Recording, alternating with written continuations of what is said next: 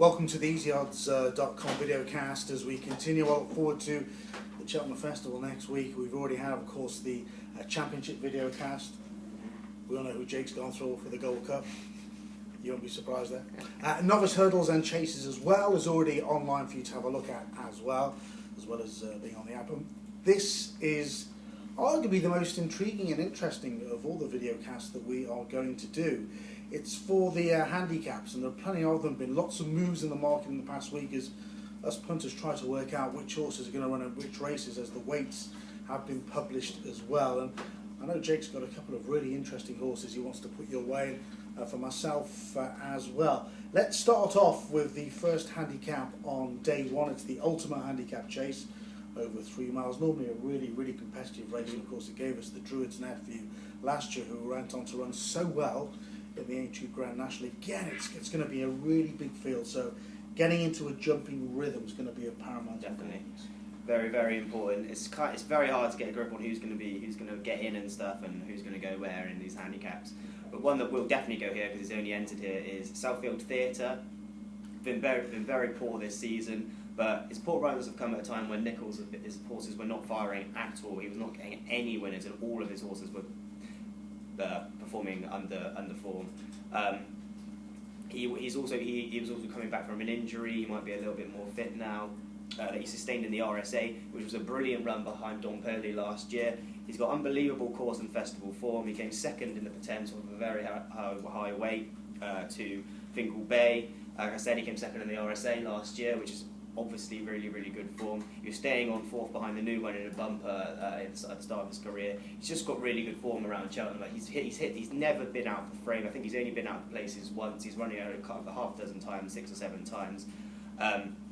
And then Nichols is absolutely flying now. He's just banging in wins left, right, and centre. And I think he's going to have I actually think he's going to have a good festival because of the handicaps. I think he's going to have a few winners in these handicaps, maybe 2 or 3, to be honest.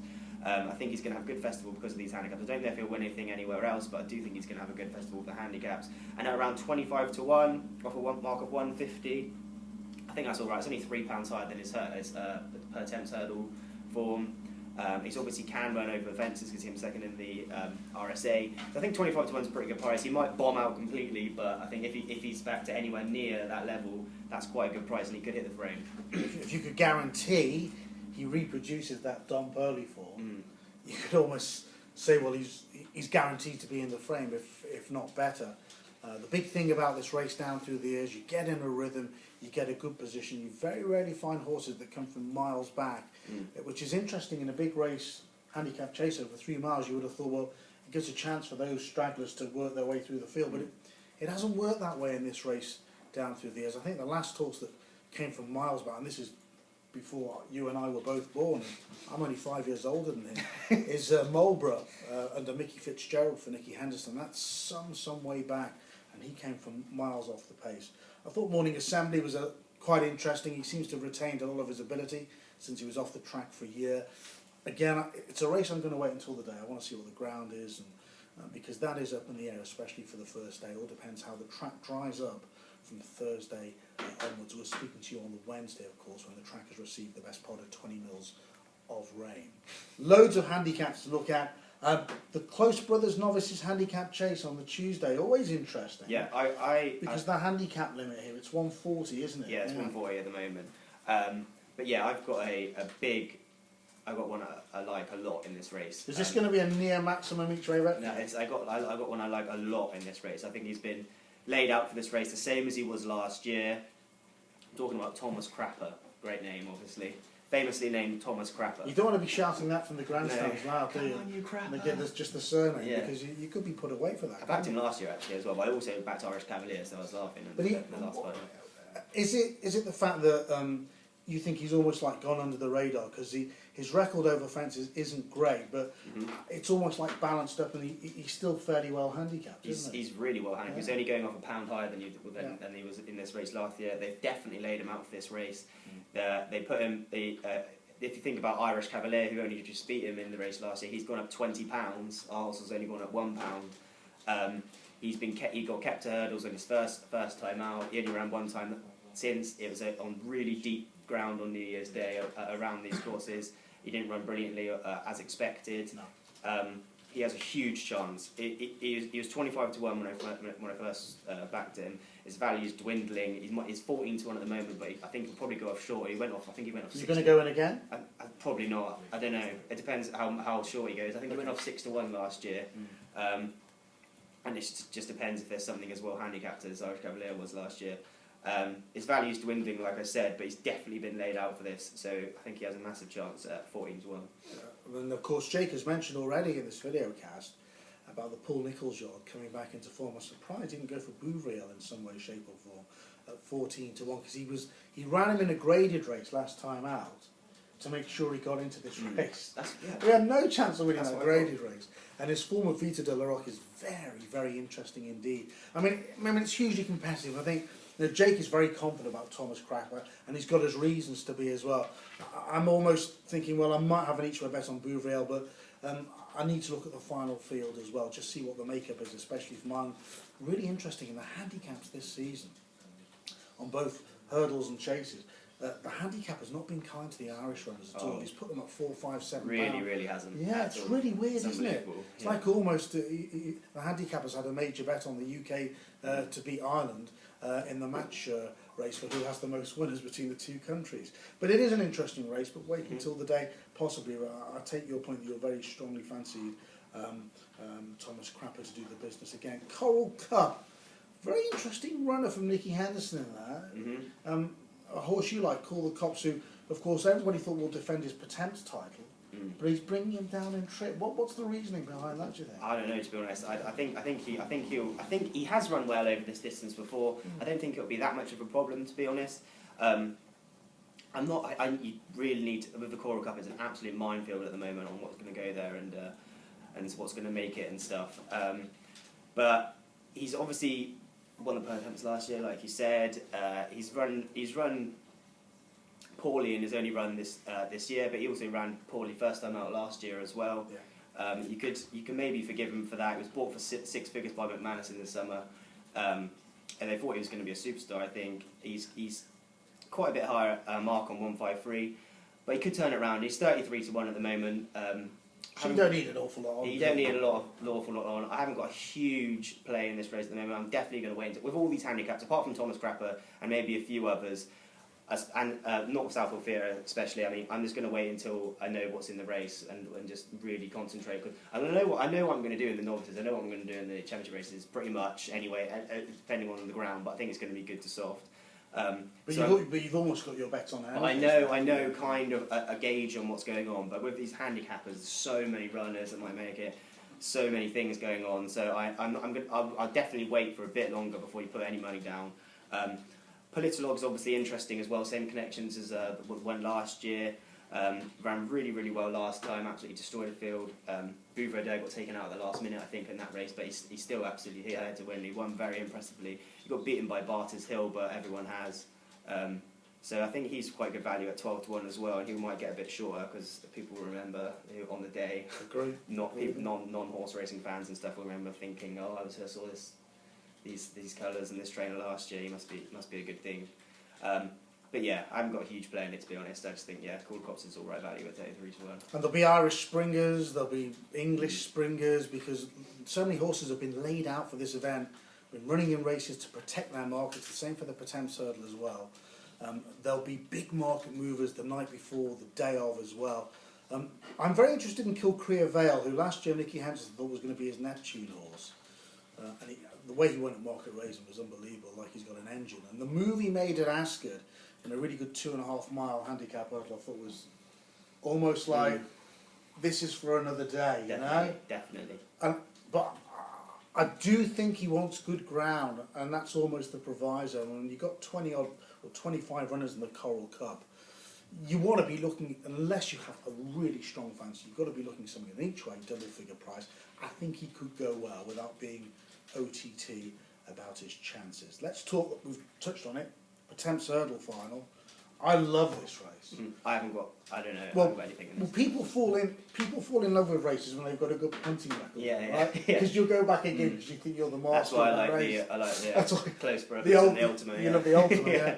And I can't believe that. I was looking back at my punting records last night. I've kept them now for 9.5 years.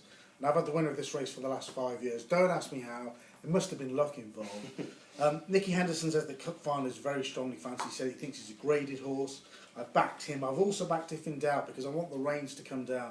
Here's a horse that's being touted to win the Hennessy this season. But we know he can't jump. He just can't jump a fence. And when he won, I think was it the Skybet Chase? He won at Doncaster last year, or was it Grimthorpe? I think it was a Skybet Chase, wasn't it, last year? Yeah. At the McCoy, wasn't it? Yeah. He didn't jump a fence and he's won. No. So we know he's got a great motor in. So after the Hennessy, he was brought back to hurdles, came from miles back to win at Wincanton. Do you remember the race? I remember it well, actually. I mean, we're looking out the window now. It's further than the eye can see out the window here at Easy Odds. He came from miles back. The key to him is twofold. One, an end-to-end gallop over 3 miles, which surprisingly we don't always get in the Pertemps. You know, they just like jog around and quicken up. The other thing that would make him for me an outstanding wager, and that is probably Philip Hobbs on the phone now saying don't back him. What would make him an outstanding wager for me is if the weather comes in his favour and we get rain, because he's such a strong stayer. You know, I could see him being 10 lengths off these, coming down the hill. That'd be exciting. And then running through them, you know? Yeah. So what I've done is I've backed Cup Final. I haven't backed If in Doubt yet because his price really hasn't changed since basically the qualifiers have been confirmed. If we get rain on the Tuesday night, or if it's good to soft in place, or even worse on the Wednesday, that's when I will go, and I think he's hugely interesting. The other one which I thought was interesting as well is an animate trained by David Pipe, who's been racing in 2.5 mile handicap hurdles during his career. Went up to 3 miles last time out at Musselburgh and qualified for this and actually finished behind a cup final. But I know David Pipe really well, and I think he's being sneaky. I think he's just held on to him a little bit. He ran a very good race last year as well, over 2.5 miles here. I think he could run a huge race and animate, and he's not even in the betting. I think he's something like 40 to 1 on the exchanges. Oh yes. At a really like. juicy price. It's an open race. That's probably another reason why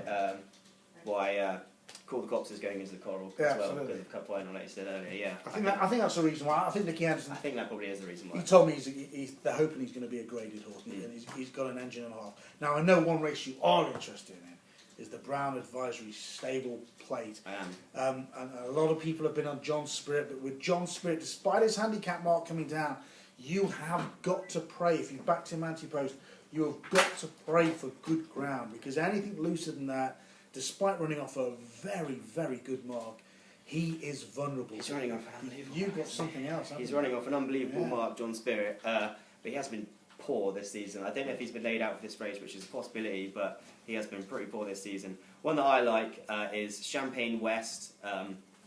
He ran a huge race behind Village Vic here. That's key form for me. He was giving him a stone that day. Obviously, Village Vic is now a contender for the Ryanair, so that's a massive race. His jumping is a huge problem. I'm not going to lie. He can't jump very well, he was absolutely tanking on trials day when he made a massive mistake and got pulled up soon after. It's really weird because he didn't even make a semblance of a niggling error before then. It was like almost when his mind is in between taking a long stride off and putting a short stride in. Yeah. That even Richard Johnson can't make up his mind for him. No. In other words, he's a bit of a dunce of a horse. He hasn't really got a brain to decide for himself. I agree. I think he's a bit of a dunce of a horse. And last time 3 miles was too far in the Bet Chase, and he didn't jump that well again either. So jumping is a worry. I'm not going to lie to you. Jumping is a very big worry. But he's 20 to 1, and he's well in off a 154. So you're saying to me, if he puts in a clear round? Yeah. If he puts in a clear round, you will be laughing. You're at the payout desk. I can't see him being out the frame. If he puts in a clear round, which is definitely not 100% likely, but 20 to 1 off of 154. He's well in. On that Village Vic form, off of 154, he's very, very well in. So I'm a massive fan of 20 to 1 here, and I will be going in. People say he's not. He might be better on softer ground, but I think he's as good on good ground. To be honest, in the long run, he will be anyway. So yeah, 20 to 1's a nice price. I'm probably not as keen as I am as on Thomas Crapper, because I can't see Thomas Crapper. I don't know actually. Maybe the same. But you're getting double the price. Yeah, I'm getting double the price. 20 to 1's a nice price. So you can't really argue with that. You don't have to put much on to get a nice return. Exactly. Jake Johns will be starring in Where Eagles Dare at your local cinema, because that's what he's doing. He's daring to do with Champagne West. I actually think that Champagne West is a better horse on soft ground, because I think they go that bit slower, gives him more time to assess his jumping. But he's right, he's well handicapped. Ifs and buts, and we all have so many different views on the handicaps, and that's what's so fascinating about racing as a whole. But especially when it comes to the Cheltenham Festival, because everybody feels, oh, I've got to have a bet in every race. If you're more selective in your betting, you'll have a better chance. And sometimes, don't sort of hang on every word that we say, or jockeys say, or trainers say, or owners say, or whatever. Come up with your own mindset when you're framing your race yourself. Now, two of the races I know you're interested in. First of all, let's talk about the Vincent O'Brien County Hurdle, which used to be the last race of the meeting. It isn't now, it's the Grand Annual. I think it's the first race, isn't it, on the Friday, which is a shame. But a horse, we know that Jake, shortly after this season, is going to take Don Cossack down the aisle. But if it wasn't to be Don Cossack, it would probably be this individual, wouldn't it? Yeah, okay, so obviously everyone knows that I've been into Modus and I've been following him for a while now. His handicap mark has been slowly trickling down to a nice enough thing, and I think I'm pretty sure that Nichols is going to skip the Supreme altogether now, which I do still think he would have an alright chance to hit the frame in, and go to the county where he has an even better chance to hit the frame, because he's running off 139. This season, there's so many. He's had a lot of excuses. I'm making a lot of excuses for him. I'm not going to lie. I'm making a lot of excuses for him. But he's been on. He raced on unraceable ground at Taunton when he lost. It was honestly the most bottomless ground I've ever seen, probably.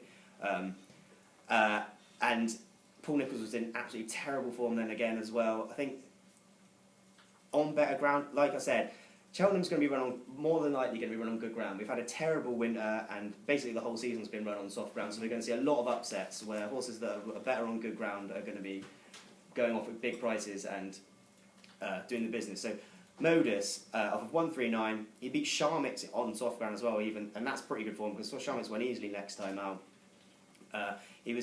He had no chance in the Betfair Hurdle. He was out the back. He got hampered twice, really badly early on from fallers. He pretty much had no chance, and he was way too far back as well. I think Nick's Goldfield was on him, and it was. I don't know if he was holding on to him with this in mind. Maybe I don't want to say that, but if he gets good ground at Cheltenham, 16-1, it looks. That looks a very, very good price to me. That's probably my biggest fancy of all the handicaps. So yeah, 16-1 off of 139 in the county hurdle. Okay, we're going to talk about two more races. Then we're going to give you our best bets of the meeting as well, which are very, very, very different. We need to talk about the Fred Winter, only because the favourite comes here with unusual credentials, which is Diego de Charmel. Diego de Charmel, yeah. I mean, you can't. He's 7-1, and he has never run in the UK. So that's kind of weird, and it's kind of, I don't know. It's just off-putting. People are probably thinking Patrice Swan in a Coral Cup last year, who won after never running in the UK off of a good mark. A lot of true pundits are saying this is Nichols' best chance of a winner. I've been looking for his French form. It's nothing special. I'm not going to back him because he's way too short at 7-1, but he'll probably will win if like stuff like this happens. It's usually for a reason. It's not the horse gets backed as much as usually for a reason. It's obviously going well at home, but it's just unusual, isn't it? Absolutely. Fred Winter's just unbelievably hard. I'm going to be in the bar at that point. Okay, well he shares favouritism with a big word from Ireland for Campiador, and it's 7-8-1 joint favourites there. It's 14-1 bar the 2. Which gives you a lot of room to manoeuvre to have an each way bet outside of the market leaders. And very quickly, you've got maybe a little bit of a thought on the Martin Pipe? I haven't got a massive thought, but I think Qualando will run well for Paul Nichols. Yeah. He ran really well last time. He's got Cheltenham form. He won the was it the Fred Winter? Oh, he won the Fred Winter last year, I think, and he came back to form last time. He's off a good mark, and I think he almost definitely ran well, like a lot of the Paul Nichols horses in the handicaps. Okay, those are the handicaps. But what you need to know now is, and a lot of professionals will probably have 2 or 3 bets in the whole meeting because they've identified what they fancy and they're going to go large on them. So here are our best bets for Cheltenham Festival 2016. We're going to go to very different quarters, the way we bet and what we're going to bet on. So what are you going to do, Jake? I think a way to get good value out of the festival, and in a lot of times really, because you'll see a 9-4 occasionally, and it's not, and it shouldn't be 9-4 basically. But then there's 3 horses that are absolutely guaranteed to win, odds on or whatever, and if you put them in the treble, they equate to 9-4. So occasionally I do that. So I think with that in mind, I had a banker 4-timer earlier in the week, and it's just horses that should. I mean, I'm not going to say they're definitely going to win, but I mean they should win overall. So on all form, on everything, I think these are the 4 that I think should definitely win. Okay. So it's Yanworth in the Neptune, Indiso in the Champion Chase, Thistlecrack in the World Hurdle, and Duvan in the Arkle. Okay. They look rock solid to me, and as a 4-timer, it's paying about 7.5 to 1. So I've done that straight. Hopefully it'll come in. Couple of grand on that. Pays for the tax at the end of the year. Don't put a couple of grand on. I'm kidding. Just empty the kids' piggy bank. There's one horse that I have throughout the last 6 months think is better than the press and the media have made out, and it's finally been backed up by what the stable have been saying. And it's Ryder Frank. I think wherever he runs, he's going to run a huge race. I think if he runs in the 4-miler, he would be my nap of the meeting. But I'm hoping that he's going to run in the RSA for 2 reasons. One, because he's 25 to 1 still, and because all eyes will be on the top 2 in the market. More of that and no more heroes. And 2, because I'm almost certain, before I went to see Willie Mullins this week, I was almost certain in my mind that he was the best novice chaser in the yard. And lots of people have spoken about him because he's not your archetypal sexy horse. But when someone who's very highly respected from the yard told me he's the best novice chaser in the yard, I nearly ran down the centre of the yard and all the way back to Dublin singing Somewhere Over the Rainbow because I was absolutely happy. What do you think about the novice chasers that are in that yard? I mean, it's superb. You know, there's a lot of horses in that yard, 2nd and 3rd strings for Willie Mullins that will be forgotten, and it's only in the last 2 or 3 weeks that people have cottoned on to Outlander, who again it doesn't do anything flashy. So wherever he runs, Ryder Frank will carry my money big style. Don't forget, of course, about the app available now. Download it. So if you're going to Cheltenham, wherever you are, if you're at work, you can gain access to all the prices and all the races and all the tips as well. And if you're listening to this or watching this video cast first, don't forget there are other video casts on the championship races and the novice hurdlers and chasers as well. Whatever you're doing for Cheltenham, the very best of luck from Jake.